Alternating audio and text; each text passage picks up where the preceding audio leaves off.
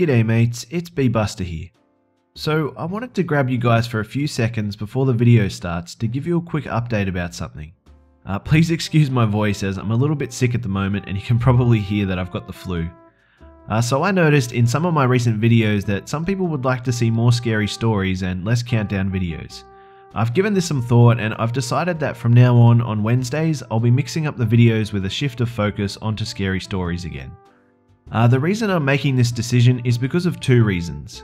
Firstly, most of the people who enjoy the countdowns are happy to watch either of the videos, which means a shift in this direction is most likely to keep more people happy.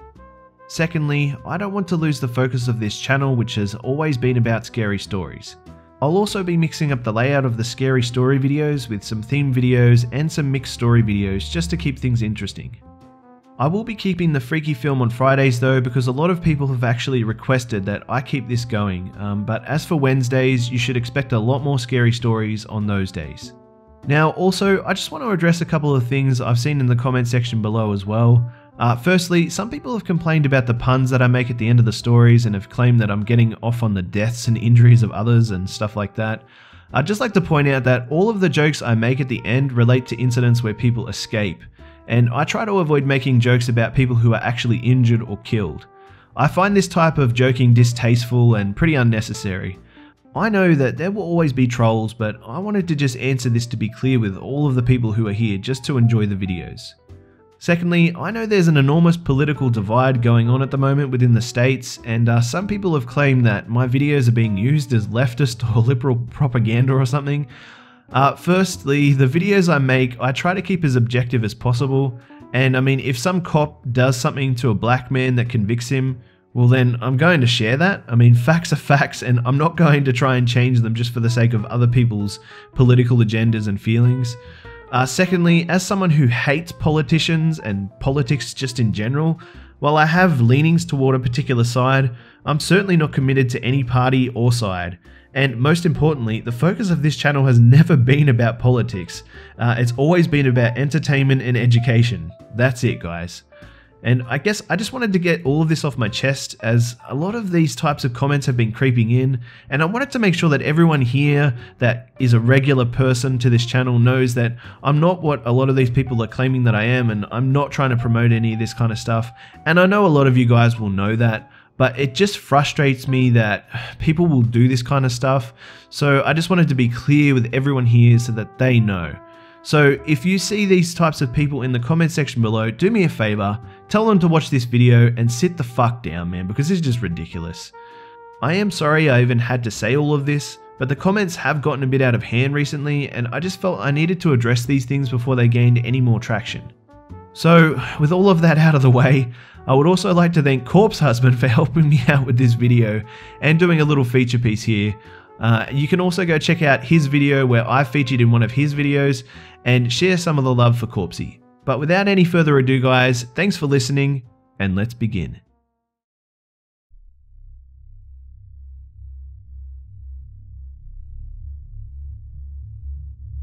Number 3. Sometime in June or July, I, a female, was with my best friend, also a female, and her name was Kate. We were with our two male friends, Alex and Aaron, and we were just sitting on some benches behind a baseball field, talking. After a while, we decided to go for a hike and smoke at the top of the hill that overlooks the city. Halfway up, some guy stops us and offers us half his blunt. Aaron, being the stoner he is, took it and got the guy's number to buy from him another time. Hiking up, I took some pictures along with Alex, and we were talking and joking. When we reached the top, it was really pretty, but I was also really tired. We smoked and decided to go on the trails up the hill. It's a very wooded area and really good for walks when you're high. Halfway through our hike, we passed this man with two children. Now this wouldn't have bothered me since people go hiking up there all the time, but this little girl, she had a black eye and it was pretty swollen. When we passed, we stopped at a map and gathered our thoughts. "I think we may have just walked through a crime scene," Kate piped up. I responded and told them that the little girl's eye was swollen and black like someone had punched her. Kate then responded, "Guys, she said, 'Where's my mum?' in Spanish." By this point, we were pretty high and freaking out. Paranoid, Alex and Aaron, they grabbed rocks to go beat him up if it came to it. We kept talking about it, and Aaron looks at them and says, "Guys, look, they're picking berries. It's just a family thing." We decided to brush it off and continue on our hike. Throughout the hike, I felt uneasy though. We circled the area and they were gone. Why was her eye swollen? And why was she asking for her mum? The more I think about it, the more I fear something more unstable was happening. Maybe the high made me paranoid and it was just a family trip. Nothing ever came up, but to this day, I still feel very uneasy about it. Number 2.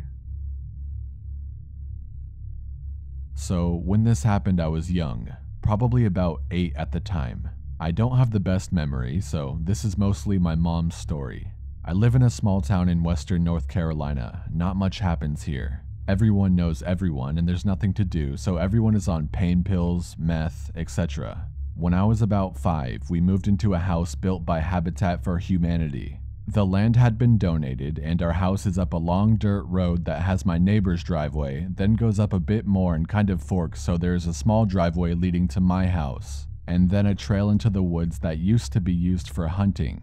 Where we live, people go hunting a lot, so it wasn't uncommon for people to come up our road and go hunting in the large amount of forest behind our house. We always just assumed they had permission from the guy who owned the land to do so, and we usually saw the same vehicles. Well, one day a new vehicle came up our main driveway. We went outside to see the vehicle. I can't remember exactly what it was, but I believe it was white and that there was a roll of paper towels visible inside of it. My mom and I made eye contact with the man driving, and the look in his eyes was absolutely terrifying. Have you ever looked into someone's eyes and just felt like they were evil? It was like that. Anyways, he goes up the hunting trail and is up there for some time. When he came out of the woods, my mom tried to write down his license plate number and got a pretty good look at him. I guess something in his eyes or his expression terrified her because she stopped trying. A week or so later, we saw a story on the news about a man named Gary Hilton. It showed his face and vehicle and we recognized both. It was the same man who had been in the woods behind our house that day. You could see the same roll of paper towels and everything. The worst part is, some of the bodies or body parts of his victims were never found. While hiking in those woods, I found a pair of pants, stumbled upon a weird but likely unrelated misshapen wooden cross like the kind you would use to mark a grave, and our dog has come home with some suspiciously shaped bones. Luckily, Gary Hilton got 4 life sentences, so he won't be getting out of prison. We believe he likely hid a body or some body parts in those woods, as nobody would think to look in the woods off the back of an unknown country road. He has to know we saw him, and he knows where we live. Thank God he won't be getting out. Number 1. My name is Mike. I'm a hiking and outdoors enthusiast that lives in Cleveland, Tennessee. I like going on outdoor adventures and hunting with my friends. A few years ago, my friend and I, Derek, we each took a week vacation from work and set aside a few days to go on a hiking trip in the Cohutta Wilderness, just south of the Tennessee line. We started at Jack's River and hiked to the falls. It was summertime, and this is one of those great spots where lots of effort and river crossings really pay off. Then we headed up a trail that took us through the rice camp area, which is secluded and dark with thick woods and a canopy. And after going over Buckeye Mountain, we took a right onto the Panther Creek Trail. Panther Creek Trail took us through several amazing views, and there are lots of small streams along the trail. We set up camp at the falls on Panther Creek. That night, Derek and I talked about how many small trails intersect out here, and how someone could just stay lost forever, exploring different routes. The waterfall drowned out the sounds of the forest, and I think we both slept rather well. In the morning, we set out and arrived at the Conestoga River and its trail, and began heading north. Along the way, we saw a trail that went off to the right. Looking back, I suppose it was one of the several trail entrances to the Conestoga. We had no idea what it was or where it led to, so Derek wanted to check it out. I reluctantly tagged along with him because I didn't really have much choice, but I didn't want us to wear ourselves out, only to have to backtrack again and lose time. The hike up our detour we found was steep, and by the time we came out at a dirt road, we were out of breath. We decided to stop and eat and take a break at our unknown location. I thought maybe that we would run into other people and have a chat, but nobody else ever showed up. Derek kept pushing to go further and see where this dirt road leads, as it wasn't on any of the maps we had with us at the time. And although I think I have found it on other maps since then, I haven't ventured to find out. We argued for a bit, but Derek is one stubborn dude, and we agreed that we would go a mile or two and then turn back. Hiking further and further along this deserted seeming dirt road with absolutely no scenery, we got hot and drank all the water we had left. There were no springs or streams in sight that we could filter and purify and refill on. Just a gravel road surrounded by forest, miles in the middle of nowhere with the hot sun. Coming around a curve on the left, we saw lots of birds hovering around a lower area of the forest to our left.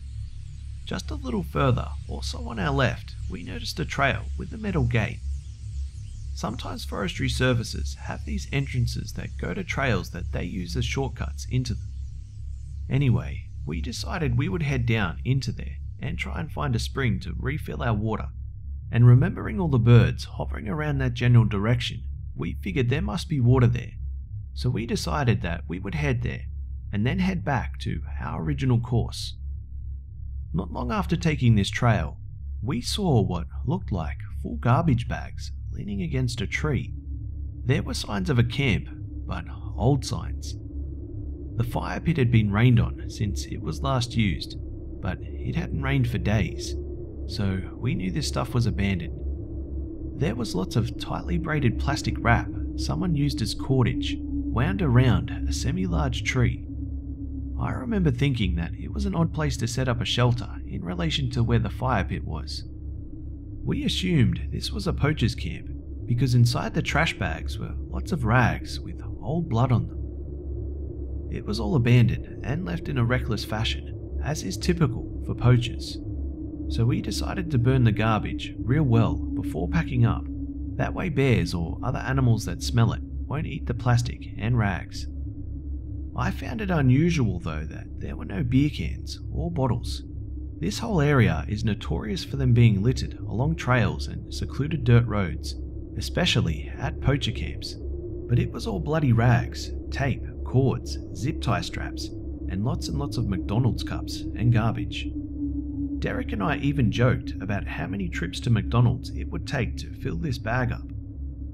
Hiking back up to the dirt road, I saw a couple of things that I decided to keep. There was a little fire striker tool on the ground near the camp and a little ways up the hill. I almost missed it, but there was a tiny black square thing on the ground. Hey look, Derek, it's one of those micro SD cards people use in their digital cameras. He seemed uninterested. We were both just focused on getting back to the river and getting something to drink. We were so exhausted, hot and thirsty. I threw it in my pack and forgot about it. After getting back on track on the Conestoga River, the rest of our trip was pretty uneventful. We camped again on a connector trail, and on the third day we took our time returning to Jack's River. Over a year afterwards, I found the SD card tucked in the seam in the bottom of my old pack. It just sat in there, lost and forgotten. That particular trip had been almost forgotten by then, too. I gave it to my wife and I didn't think anything of it.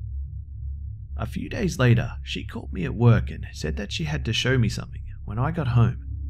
She was real freaked out when I got there and showed me the pictures that were saved on the card previously. All I can say is that it was horrible. There were pictures, mostly in the dark, of people against a tree with blood on their faces. Blood all over the place. Different people with horrifying expressions of fear, pain, and despair. Some struggling, some unconscious, or, well, I don't know.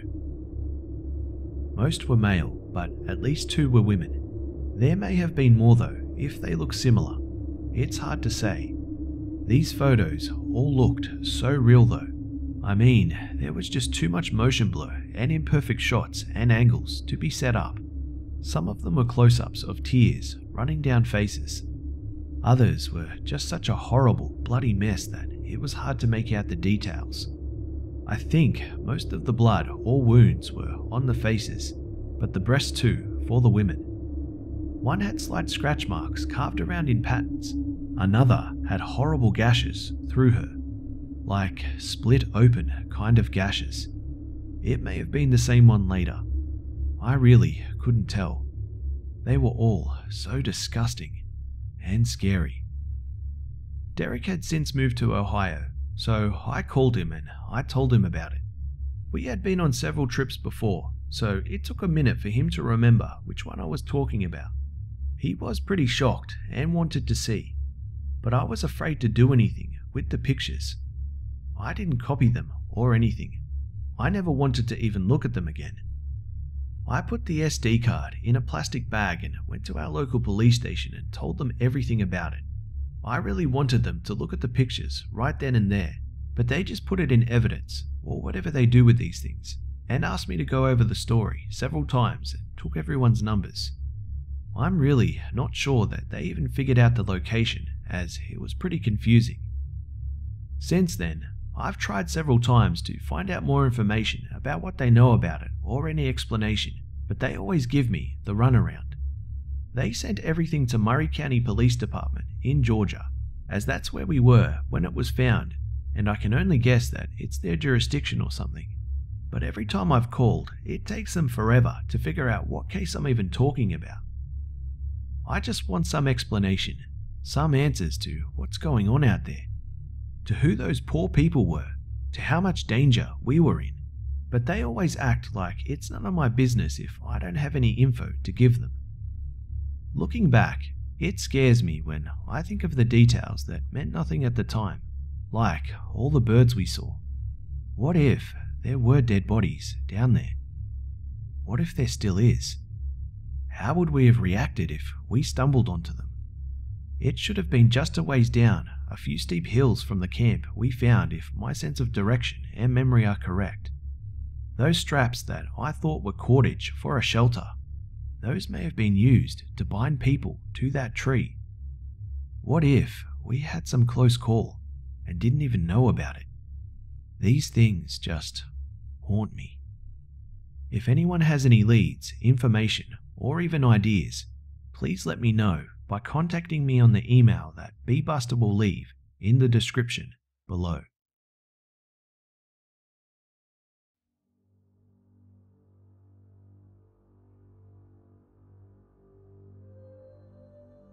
G'day mates, it's be.busta here.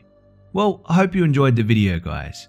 Thanks again to the Hive members that bravely shared their stories for us all here, and I hope you're all doing really well.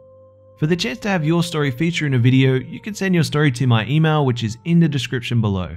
And as always, keep them coming guys, as this channel relies upon your stories to continue. Also, please do me a favor and just state in your email what your story is about in the description, and also provide me with a short written statement of consent, just so that I can be above board with everything. And also remember to tell me in the email if you would like to remain anonymous, and please change any names if you don't want particular names to be shared. As always guys, it would be awesome if you could like, share, comment and subscribe if you're new. Don't forget to follow me on Facebook, Twitter and Instagram for updates throughout the week. You can also catch me on my second channel, all of which have links in the description below. Thanks again for always tuning in guys, for all the love and support, and I'll see you mates in the next one.